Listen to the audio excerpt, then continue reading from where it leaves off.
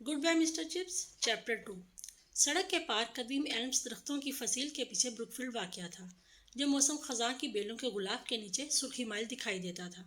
यह स्कूल 18वीं सदी की इमारतों के एक ग्रोह और उनके दरमियान एक चौकोर सेन पर मुश्तमिल था और दूर कई एकड़ पर फैले खेल के मैदान थे।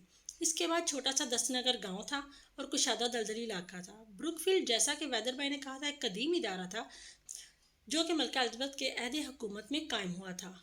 खुशबख्ती के साथ बतौर एक ग्रामर स्कूल के शायद ये इतना मशहूर ना हुआ हो जितना कि हैरो था। इसकी किस्मत ताहम इतनी अच्छी नहीं रही थी। स्कूल की हालत में नशीबो फराज आते रहे।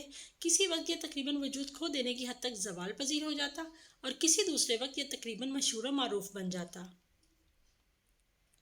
इन आखिर जिक्र अदवार में से किसी एक के दौरान ये हुआ कि जॉर्ज अव्वल के अहद हुकूमत में इसका बुनियादी ढांचा दोबारा तामीर किया गया और इमारत में बड़े बड़े इजाफे किए गए। बाद में नेपोलियन की जंगों के बाद मलका विक्टोरिया के अहद हुकूमत के वसत तक स्कूल तलबा की तादाद और शोहरत दोनों एतबार से फिर जवाल पजीर हो गया। वैदर बाई ने जो 1840 में आया था किसी कदर इसकी कीमत बहाल की, लेकिन इसके बाद की तारीख इसे कभी भी सफ़े अव्वल का मुकाम ना दिला सकी। ताहम ये दूसरे दर्जे का एक अच्छा स्कूल था। कई मुमताज़ ख़ानदानों ने इसकी मदद की। इसने इस दौर के तारीख साज इंसानों के काफ़ी नमूने बाहम पहुंचाए। इनमें जज, पार्लियामेंट के अरकान, कॉलोनियों के नाजमीन, चंद नवाब और बिशप थे। ताहम ज़्यादातर इसने सनतकार, ताजर और पेशावर लोग पैदा किए और साथ ही अच्छी तादाद में नवाब और पादरी भी पैदा किए। ये कुछ इस किस्म का स्कूल था कि जब इसका जिक्र किया जाता तो बाज़ औक़ात ये खुद पसंद लोगों को ये तस्लीम करने पर मजबूर कर देता कि इनके ख्याल में उन्होंने इसके मुतालिक सुन रखा है। लेकिन अगर ये इसका स्कूल ना होता तो गालिबन ये चिप्स को कबूल ना करता, क्योंकि किसी भी समाजी या तालीमी लिहाज से चिप्स सिर्फ इतना ही काबिल इज़्ज़त था और ख़ुद ब्रुकफील्ड से ज़्यादा ज़हीन ना था।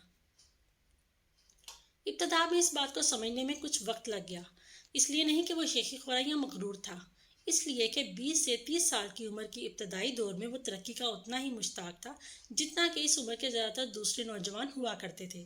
इसका ख्वाब था कि वो बिलाखिर हेड मास्टर का ओहदा हासिल करे या फिर किसी भी कीमत पर हकीकी मानों में अव्वल दर्जे के स्कूल में सीनियर उस्ताद बन जाए।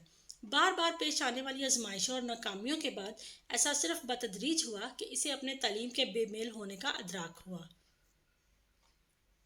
मिसाल के तौर पर इसकी सन्नत कोई ख़ास अच्छी ना थी और इसका नज़्म ज़ब्त अगरचा काफ़ी अच्छा था, मगर ये हर किस्म के हालात में मुकम्मल तौर पर काबिल भरोसा नहीं था।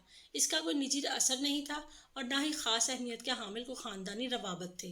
तकरीबन 1880 में ब्रुकफील्ड में 10 साल गुजारने के बाद वो ये बात समझने लगा था कि इसका किसी और जगह जाकर अपने आप को बेहतर बना सकने के इम्कान शिद्दत से इसके खिलाफ है। लेकिन इस जगह टिके रहने के इम्कान जहाँ वो था, इस वक्त तक इसके दिमाग के नेहा खाने को इत्मीनान से भरने लगा था। 40 साल की उम्र में वो ब्रुकफील्ड में जड़ें पकड़ चुका था। इसका दिल लग गया था और वो बहुत खुश था। 50 साल की उम्र में वो स्टाफ का मुकद्दम रुकन था। 60 साल की उम्र में एक नए और जवान सरबराह की मातहती में वो खुद ब्रुकफील्ड बन चुका था। ब्रुकफील्ड के पुराने तलबात की ज़ियाफ़तों में वो मेहमान खसूसी होता और ब्रुकफील्ड की तारीख और रवायात पर असर अंदाज होते हुए वो तमाम मामलात में अदालत आलिया समझा जाता था और 1913 में जब 65 साल का हुआ तो रिटायर हो गया। इसे चेक लिखने के लिए एक मेज़ और एक घड़ियाल पेश किया गया। वो सड़क के पार मिसेस विक के यहाँ रहने के लिए चला गया। एक उम्दा पेशे का इख्तिताम उम्दगी से हुआ। बूढ़े चिप्स के लिए 3 बार दादो तहसीन के नारे बुलंद हुए। तालीमी दुरानिया के इख्तिताम पर पुरशोर डिनर में इन तमाम ने नारे लगाए। वाकई 3 बार दादो तहसीन के नारे, लेकिन अभी बहुत कुछ बाकी था। एक नाकाबिले क़यास इख्तितामिया अफसरदा सामीन के सामने एक फरमाइशी कारगुजारी पेश की जानी थी।